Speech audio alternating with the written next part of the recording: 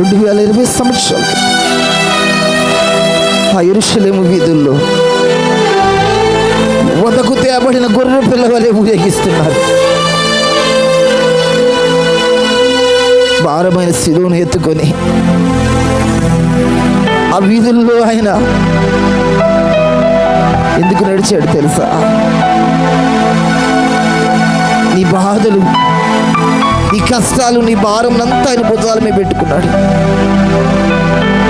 కన్నవారు ఒక వయసు వచ్చిన తర్వాత అప్పో బయట కట్టున్నారు. కట్టుకున్నవాడు కొన్ని సంవత్సరాలు అవ్వగానే నువ్వెవరో తెలియదు అన్నట్టుగా మాట్లాడుతున్నాడు. కన్న బిడ్డలే మనల్ని తోసివేసే పరిస్థితులు కనపడుతున్నాయి.